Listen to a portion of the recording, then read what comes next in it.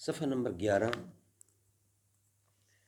اور ہمارا سبجیکٹ ہے انسانی وجود۔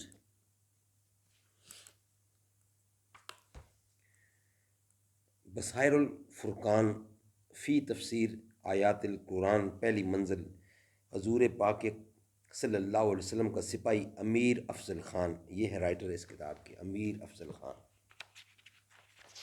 یہ ان کی کتاب ہے۔ ہم اس سے آغاز کر رہے ہیں۔ ھذا بصائر للناس وہدی ورحمۃ للقوم یوقنون، یہ قرآن لوگوں کے لیے دانائی کی باتیں ہیں اور جو یقین رکھتے ہیں ان کے لیے ہدایت اور رحمت ہے۔ آج سے ہم اس کتاب کا آغاز کر رہے ہیں۔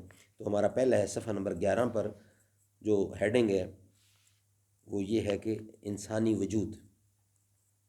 یہ تو اسلامی فلسفہ حیات کا ایک عملی پہلو تھا، لیکن ہم کون ہیں اور کہاں سے آئے ہیں، اور ہمیں اللہ تعالیٰ نے اس زمین کی جو خلافت عطا کی، اس سلسلے میں بھی مفسرین نے پوری چھان بین کر کے اس سلسلہ کی متعلقہ آیات مبارکہ کو بالکل ہی شیر و شکر کرنے کی کوشش نہیں کی کہ انسان نفس ہے یا روح، یا ہمارے موجودہ بدن کی کیا وقت ہے، اور روح سورت بنی اسرائیل کی آیت مبارکہ نمبر 83 کے مطابق امر ربی ہے، کیا اس کو ہم بدروح کہہ سکتے ہیں؟ اور روز قیامت اس کو بھی گناہوں کی سزا ملے گی کہ کیا یہ قبر ہماری آخری آرام گاہ ہے، اور یا یہ بدن مادیت کی آخری کھیپ تھا جس کو یہاں دنیا میں چھوڑ کر اصلی چیز روح یا نفس سورۃ المومنون کی آیات مبارکہ نمبر 100 کے مطابق برزخ میں پہنچ چکے ہوں گے۔ ہمارا بدن جو ادھڑتا رہتا ہے اور 10 سال بعد تمام اجزاء تبدیل ہو کر نئے ہو چکے ہوتے ہیں، اور سورۃ یاسین کی آیت مبارکہ 65 اور متعدد جگہوں پر ہاتھ اور پاؤں گواہی دیں گے یا ہماری کھالیں گواہی دیں گی، تو سزا کس دن کس بدن کو ملے گی؟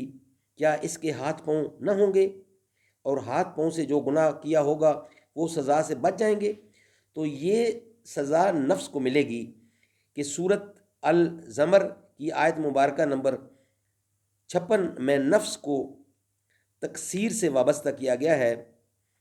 پھر جہاں وفات کا ذکر ہوتا ہے تو ہمارے مترجم اور مفسرین یہ ترجمہ کرتے ہیں کہ جب روح کو قبض کیا جائے گا، حالانکہ سورۃ الزمر کی آیت مبارکہ نمبر 42 کے مطابق وفات نفس کو دی جاتی ہے، تو روح جو امر ربی ہے اس کو کون قبض کر سکتا ہے؟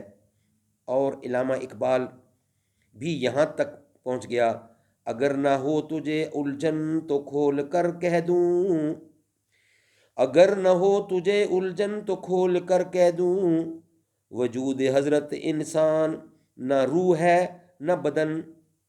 چلو روح اور بدن کا چکر تو ختم ہوا، لیکن نہ علامہ اقبال کہیں واضح کرتا ہے کہ ہم ہیں کیا، اور نہ ہمارے مفسرین نے اس سلسلہ کی متعدد آیات مبارکہ میں رابطہ باندھ کے واضح کیا ہے کہ حضرت انسان کیا ہے۔